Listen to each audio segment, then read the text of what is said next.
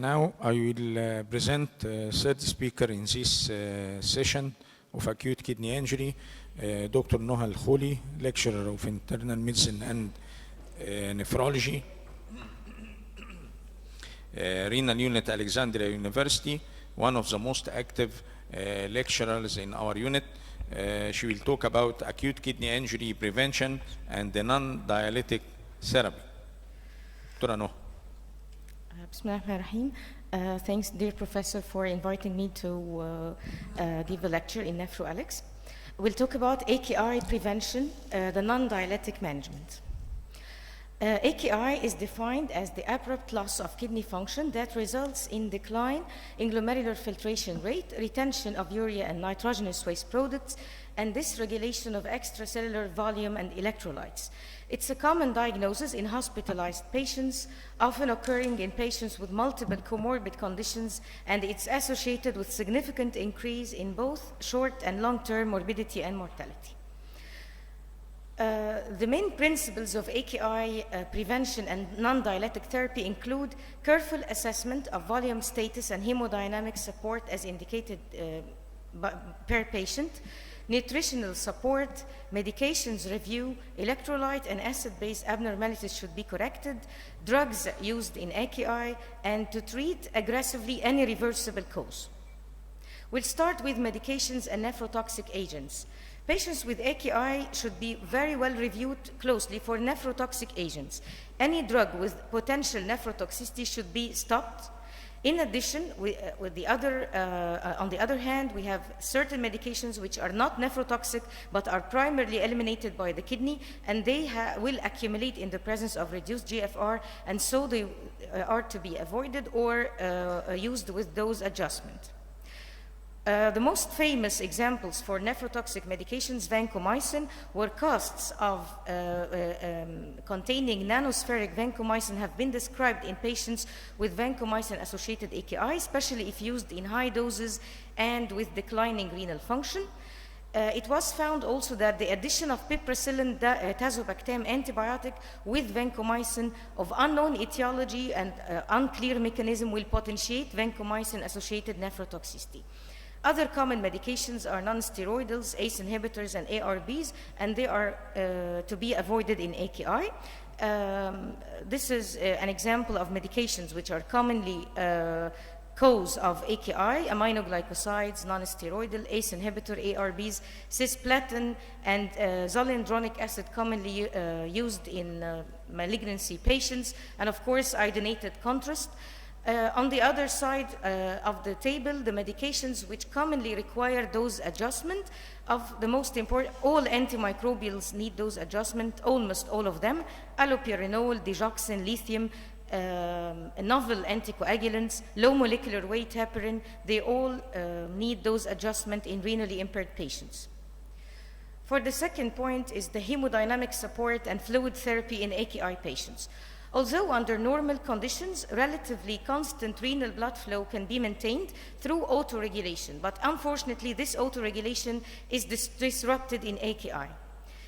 The titration of fluid and vasopressor in AKI is complex because hypotension will result in continued renal damage in those with AKI, and on the other hand, if I use vasopressor on an empty circulation without adequate intravascular volume filling, this will cause further reduction of renal blood flow.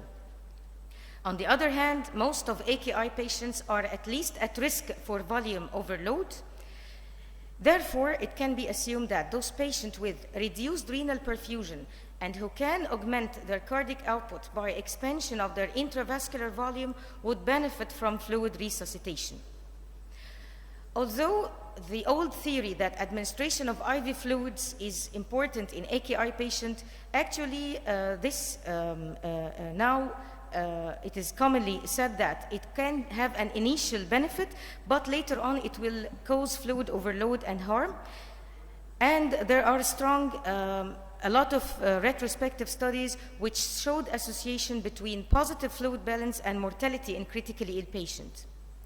In large multi-center cohort trial focused on critically ill patients, found that those with fluid overload, which is defined at this study by 10% weight gain, at the time of dialysis therapy had higher mortality.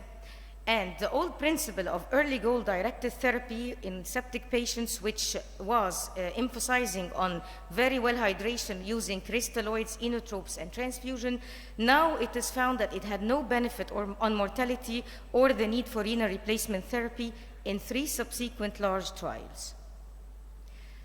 So at present, for assessment of volume status, the most important, we have a lot of methods to assess the volume status. The most important of them is serial clinical evaluation. It's very important that if we evaluate the patient and find significant volume resuscitation done, we have to use vasopressor to support the circulation and avoiding markedly positive fluid balance.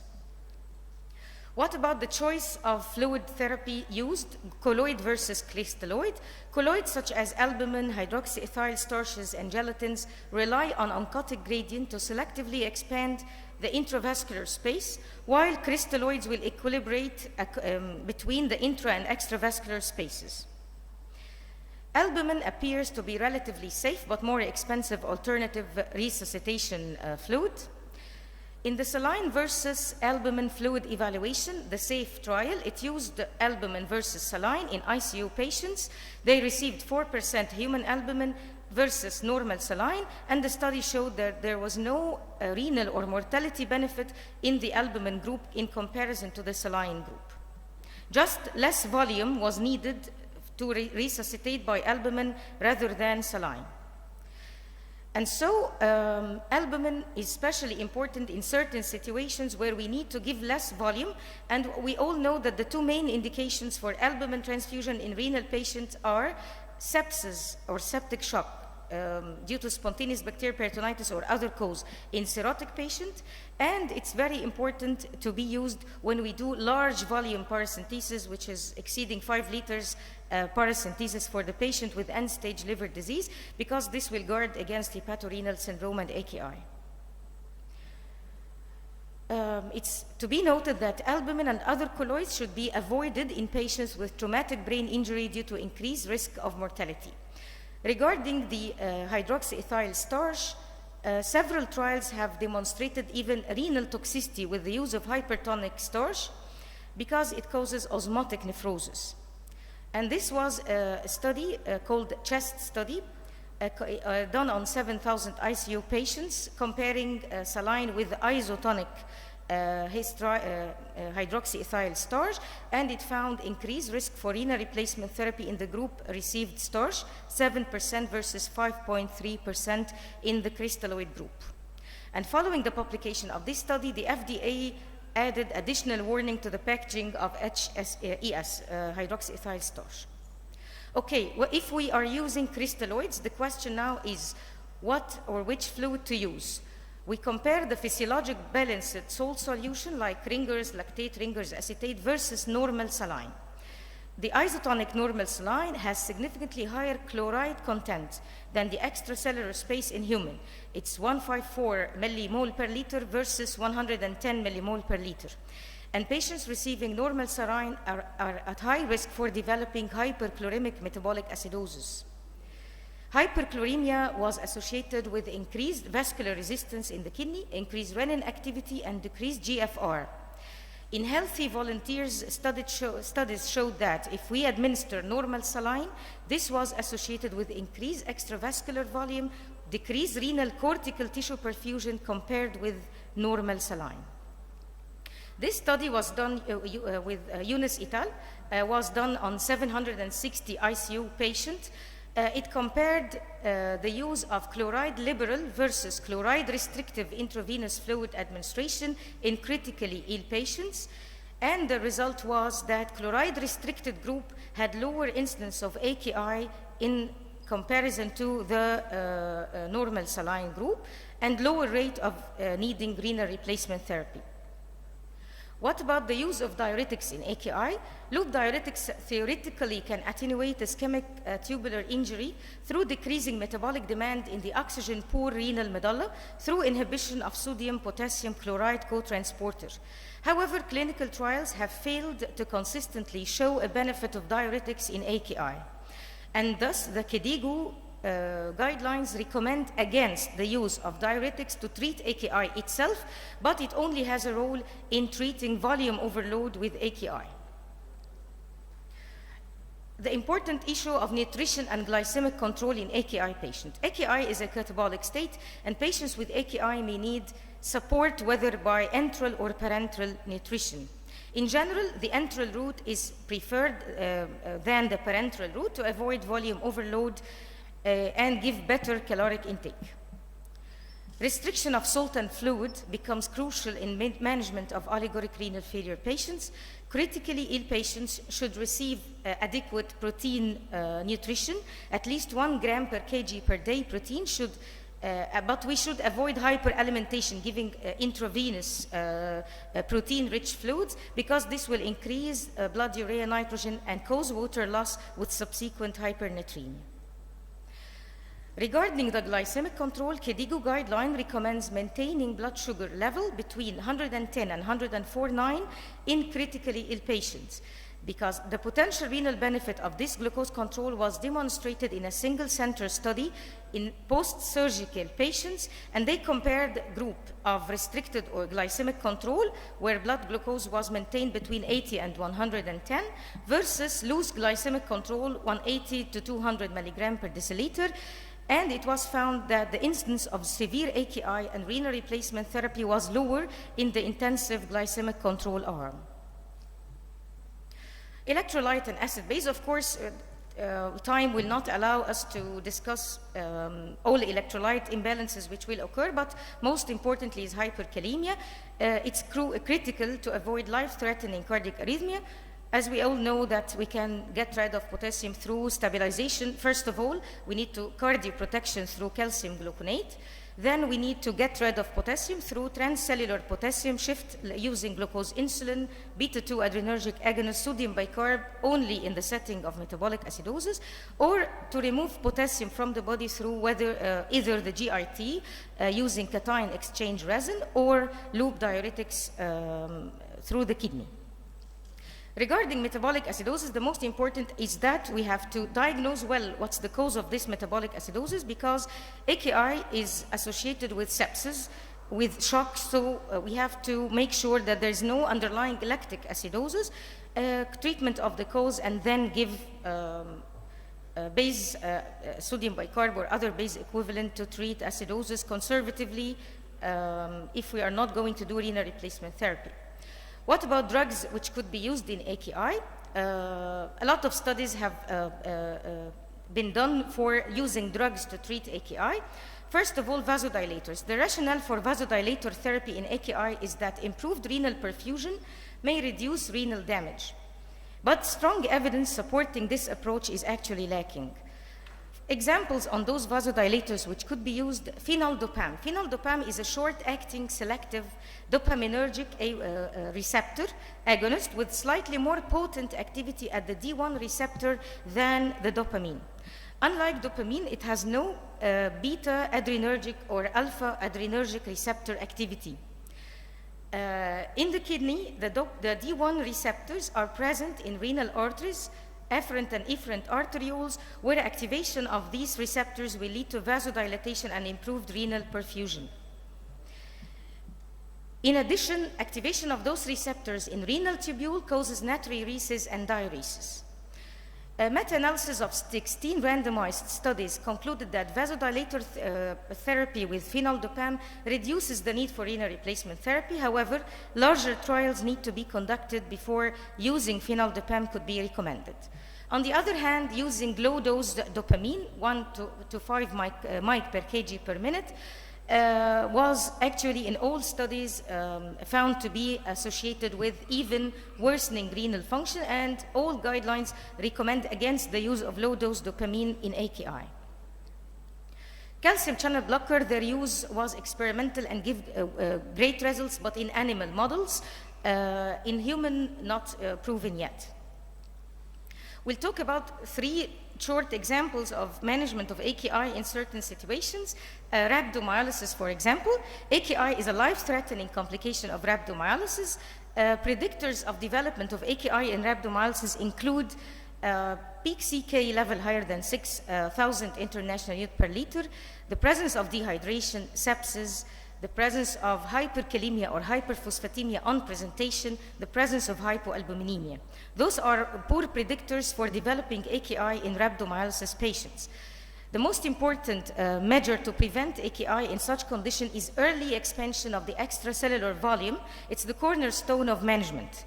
There's no specific regimen, but all studies suggest that for adults, we have to administer isotonic fluids at a rate of approximately 400 milli per hour, which could be increased to 1,000 milli per hour based on the type of the, based on the condition of the patient and severity of injury. The most important is we try as much as we can to increase the urine output to a target of 200 milli per hour. Because injured myocytes can sequester large volume of extracellular fluid, crystalloid requirement may be surprisingly large. And the CK is a strong prognostic marker in the rhabdomyolysis. It's found that if the CK levels exceed 15,000, we can increase the volume intake, provided that the patient's urine output is normal, to at least 6 liters per day. Urinary alkalinization could have a role also in rhabdomyolysis. It should be considered earlier, especially with patients with acidemia, dehydration, or underlying renal impairment. It is suggested to add 1 ampoule of 50 ml equivalent sodium bicarb to normal saline and give it at a rate of 100 ml per hour. The drawback of alkalinizing urine in rhabdomyolysis patient is that this may potentiate hypocalcemia. The target urine pH is about 6.5 to 7, because at this level of urinary alkalinization, this inhibits the precipitation of myoglobin and hemoglobin in the tubules. Of course, the CIN, we all know the incidence of CIN is overestimated. Iodinated contrast media is widely used to enhance the image of organs and vascular compartment. In a small % of patients, the administration of contrast is followed by CIN. The fall in GFR is usually detected 48 to 72 hours after exposure. Usually, this decline in GFR is transient, and serum creat usually returns to baseline within 7 to 10 days. But in certain patients, as we know, diabetic patients, old patients, patients with pre-existing renal impairment, this can lead to prolonged chronic kidney disease, long-term morbidity, mortality, and even higher risk of cardiovascular events. The mainstay of managing contrast-induced nephropathy is to lower the dose of contrast needed, used as much as we can, use the less nephrotoxic media, less iodinated and isotonic media, and then hydration, IV administration of normal saline before, during, and after contrast is the mainstay of treatment.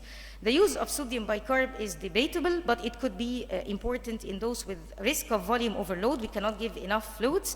We can give isotonic sodium bicarb administered before and after the procedure, given at a rate of 3 ml per kg per hour for 1 hour before procedure, and continued at a rate of 1 ml per kg per hour afterwards. The use of N-acetylcysteine is also debatable, and most of studies found there's no significant importance to the use of N-acetylcysteine.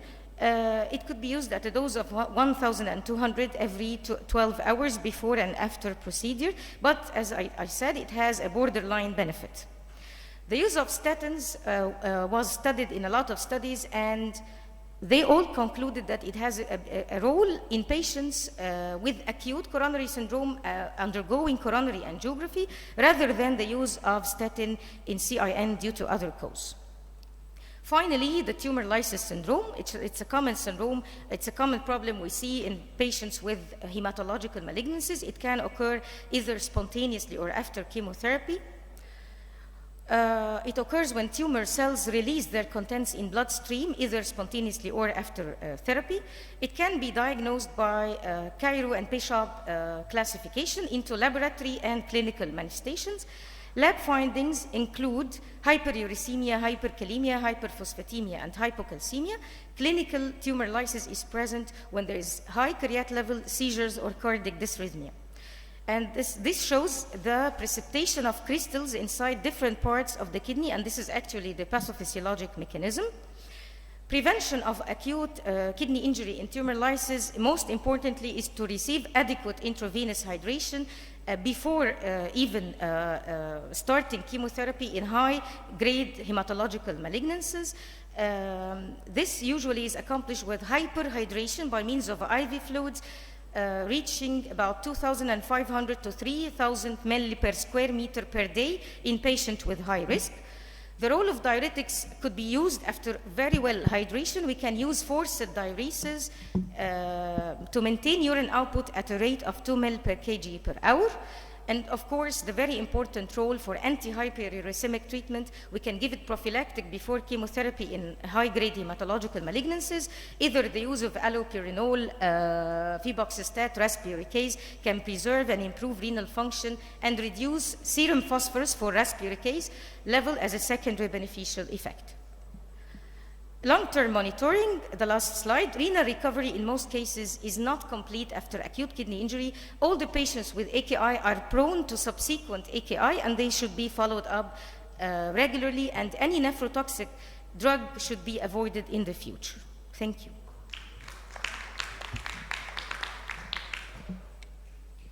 Thank you, Dr. Noha, for your elegant and illustrative presentation about acute kidney injury prevention and non-dialytic therapy.